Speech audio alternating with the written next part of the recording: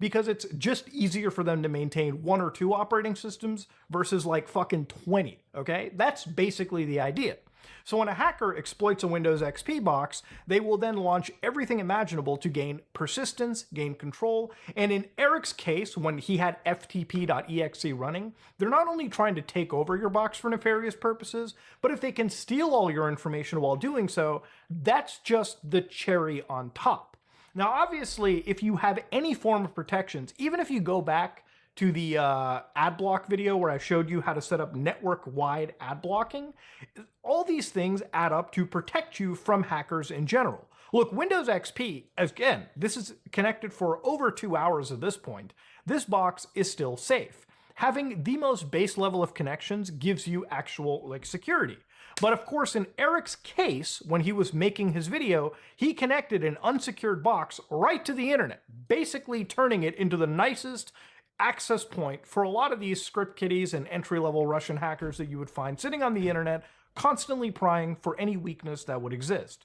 Now, is using Windows XP unsafe? No, if you want to relive the days of nostalgia, you absolutely can. Just run this thing under a virtual machine, confined within a network, running behind a router, and at that point, you will be the safest Windows XP user currently on the internet. But it is a fun experiment that Eric showed to show you how hackers pry for weaknesses on the internet. If you have Windows XP, hell, if you have Windows 2000, Windows NT, fucking Millennium Edition, 98 if that thing still even has some functioning internet connectivity left, then all of those things are ripe to grab. And it's not just Windows that's the case for this.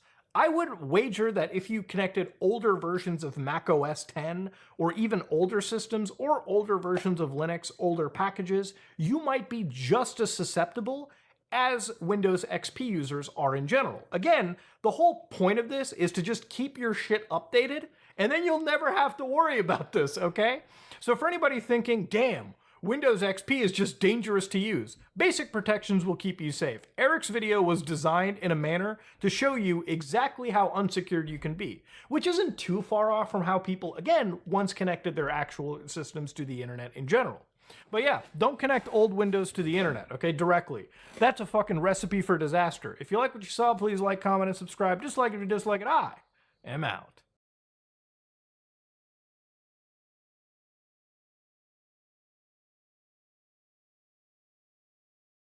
It's costing you time, money, and your privacy. So that is all true. But again, I want to stress, and we'll talk about this a little bit afterwards, I don't know the efficacy of doing all this, but I think this is more of a placebo thing, like people feel better just because their system is debloated. So, for instance, right over here, this is focused on user friendliness for non-tech savvy users. So for you who you don't want to go through a billion boxes, let's go through it. Download for Windows 11. So here it's downloading Talon Zip, marked as unsafe by Defender. We're keeping it. Okay, it's my computer. I get to decide. Let me download. Wait, it's deleting everything. It's saying it's a fucking virus. Now, according to the guys over at Talon, some of these YouTubers like Chris Titus Tech, for instance, and Rapfire, who does the Win11 debloat tool, which is also really, really popular, one that I would highly recommend. These people are actual authors and contributors to this. So, you know, Microsoft is alleging that there is a malware delivered by these people, which is probably not true. Like, it's most likely that this is a false positive that's actually coming through. But again, there's always a thing with this kind of stuff is when you're installing these tools, remember, you're installing software that you really have to put your trust into, okay? So even though that I'm showing you this, I don't recommend that you go through with this route, okay? Because unless you know what you're really installing into your system, this is always a risky play. But I'm going to take off the condom here, so to speak. I'm going to turn off real-time protection, and I will expose my computer to every single STD that's available, okay? So let's re-download that one more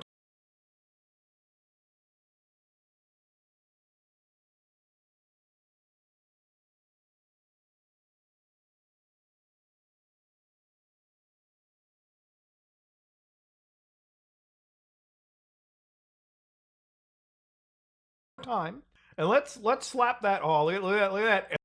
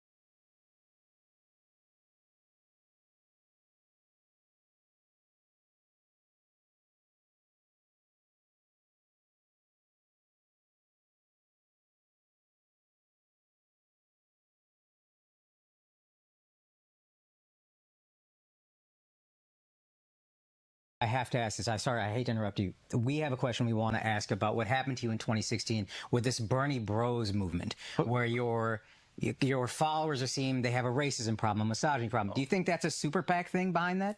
That was the Democratic establishment. That was the...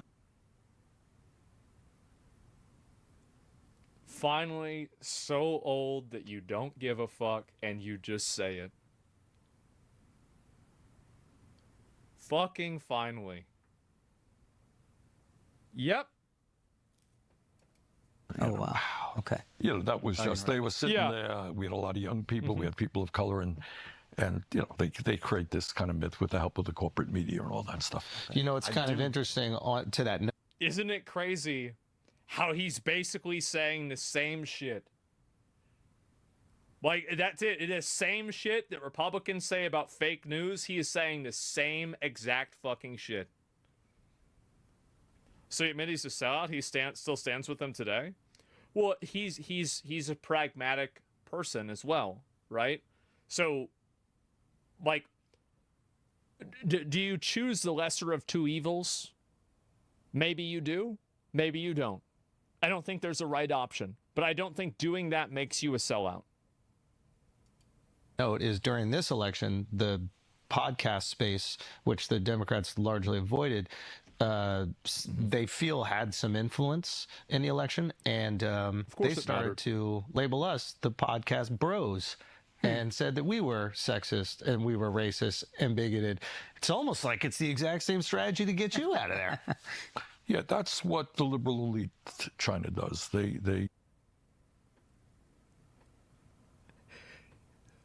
He's actually just saying it.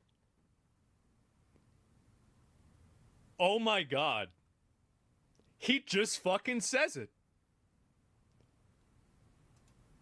run away. Look, getting, again, I would hope that everybody who's watching the program is that we as a nation have got to end all forms of bigotry, right? Yes. That I start off as a basic assumption. Unless it's to your close friends, right? Yeah, whether it's racism or sexism, homophobia, or xenophobia, whatever it is. But, and, you know, liberal Democrats talk about that all the time. And then you get to what we call identity politics. Yeah. That you're black, you're wonderful, you're tremendous, you're gay, you're the greatest human being on earth. Yeah, yeah. And rather than say, what do you stand for? Exactly. You're gay, that's fine, who cares? Yeah, yeah. But what do you... See, you guys see why I used to like this guy a lot? You see this? Like, this is the exact thing. This is why they had to shut him down. This is the exact reason. you stand for? Yeah.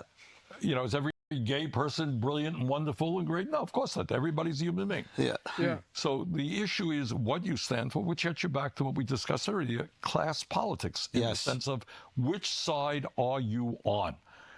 Are you going to stand with working families? Are you going to raise the minimum wage to a living wage or not? Are you going to fight to guarantee health care to all people or not? Are you going to demand that the wealthiest people start paying their fair share of taxes or not? Those are the issues. And no one cares what color you are, you know, what your gender is, et cetera, et cetera. I'm sorry. There it is. Yep. And so, yeah, that's it. And I won't forgive the Democrats for this. No, I don't think a lot of people will. And 15 minutes for the space shuttle launch? Yeah, I'm going to pull it up in just a minute. He worked with the establishment to shut himself down. Now he parades himself around as if he's righteous. He did, like, again, I can see why he did what he did. But, I get it. I found it disappointing. Is it crazy for me to say that I support and I like a person even though I don't agree with some of their behavior and some of the things they did? Because that's where I'm at with Bernie. I am, right? I lost our respect for Bernie. I mean, I don't know about that, right? I have. It's politics in general, right? Sure, I'm watching you. Yeah, definitely. Bullshit arguments. 1% of workers make minimum wage, 40% of income, 60% taxes. No, it's not that. I mean, just because a low amount of people make actual minimum wage doesn't mean that the amount of money that people averagely get paid on average is enough money to live on. The reality is that it's not. It's straight up not. Most people don't make any fucking money, and they can't afford anything, and they hate it. That's the reason why. Like, because you've got to think about, like, really, you think about why is it that you have all of these teenagers and these young people that want socialism and want communism. The reason why is because they don't see a path forward where they can have any ownership of success in capitalism, because they can't, they feel like they can't work towards a goal. Like, and again, I'm not saying that's a solution, but if this many people have a problem, then again, it's like, you know, Jeff Kaplan said this about Overwatch and video games. He said, you can't rely on the players to tell you what the solution is, but you can sure as hell rely on them to tell them, or to tell you if there's a problem. And I think it's the same thing, is that there's obviously a very big problem. Maybe communism isn't the answer to that, but there's a huge issue. Here, you might be the best leftist streamer at the moment, and that's kind of sad. See, like, I don't really think that I'm really a left-wing or right-wing kind of person. I feel like I'm just a normal guy. And I feel like there's been a lot of normal guys that have been alienated by extremists, and they've been pushed to the extremes, but they're actually not extreme. Yeah, they never were. It was just made up. It's just bullshit. So, yeah, I mean, you're center right. I don't know. I think it depends on what it is. I mean, common sense streamer. I mean, I feel like what I say is what I think a lot of people think. I do. I think that's actually Chatter's point. Yeah, I mean, I have a lot of left-wing ideas. Sure, of course I do. I mean, it's the same as anything else. Wait a minute. It gets even better. One more. The problem I think a lot of voters had is, like, they didn't even know if it was her. We didn't even know if Biden was president. We didn't even know if these were her talking points. And we felt that over the last 4 elections, Democrats, we felt that we didn't have a say on who could be president. We talk a lot about the Republicans being autocrats and oligarchs and taking over democracy, but from the Democrat perspective, and I'm a lifelong Democrat, I felt like the Democratic Party completely removed the democratic process from its constituents. And they...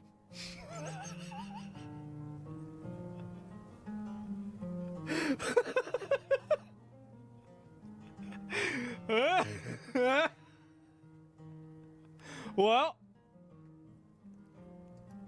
I think they need to have some accountability of that. No argument here. I donated for no argument here, yeah.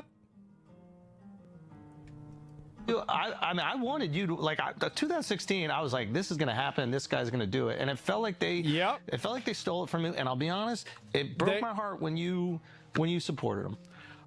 Fucking based, absolutely fucking based, right to his face. Who else felt the exact same way? Because I sure fucking did. I absolutely did. He should have burned the whole thing to the ground.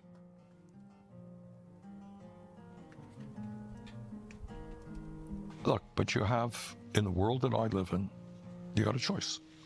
Yeah. And I mean, a lot of people, including my wife, agree with you. But yeah, I get it. You know, you're down to a choice. Is it going to be Hillary Clinton or is it going to be Donald Trump? Not a great choice. But it ended up being him anyway, so why don't we burn it down? Honestly, I agree. I agree. If you can't get what you want, burn the motherfucker down. Metaphorically. Don't get corralled into voting for the lesser of two evils. Because if you can get corralled into voting for the lesser of two evils, the lesser evil becomes more evil every time. Hindsight's 2020. No, I'd say this. I mean, I said this then.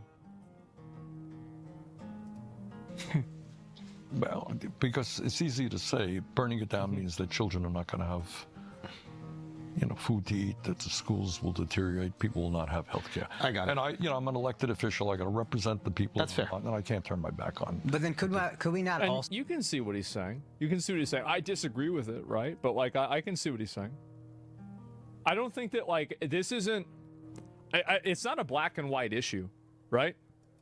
also say if ostensibly It's there not hasn't been a wait. fair primary for the Democrats since 2008, are they not also a threat to democracy? Oh, wait a second. Oh, wait a second.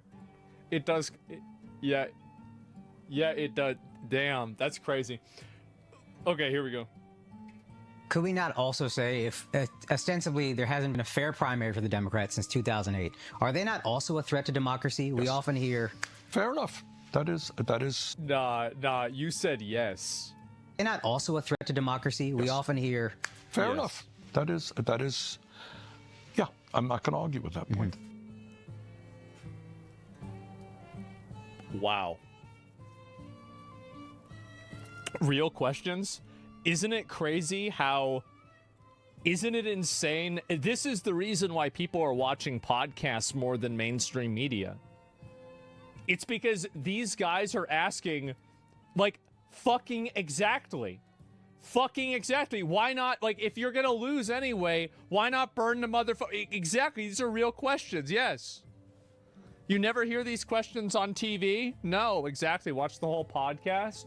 Well, I haven't seen the whole thing. I've only seen this small part of it. But, yeah, this is an absolute fucking gem. I love it.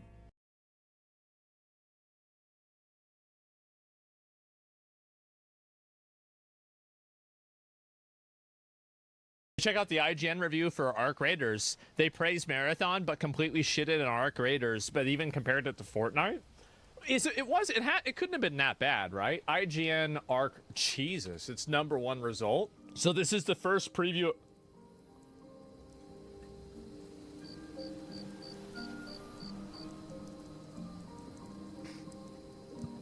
Oh my God.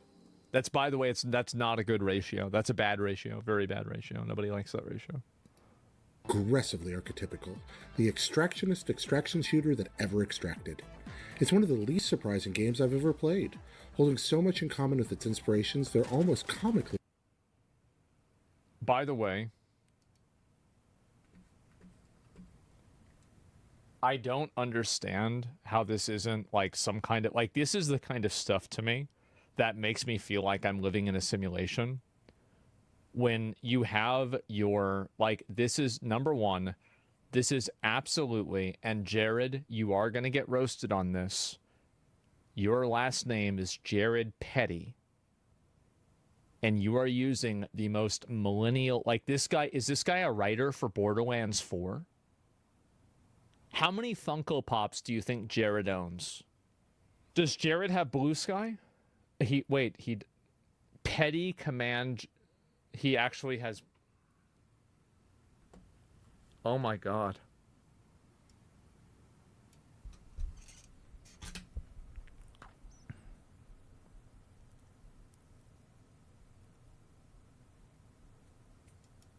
Archetypical, the extractionist extraction shooter that ever extracted.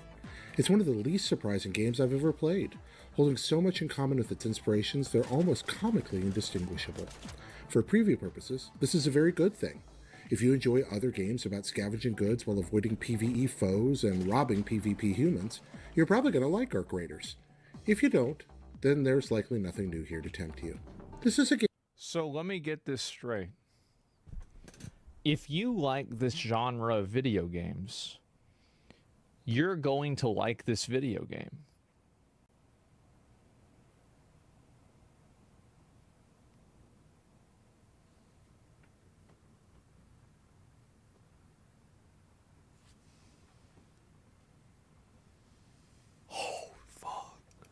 Game so unabashedly tied to its progenitor.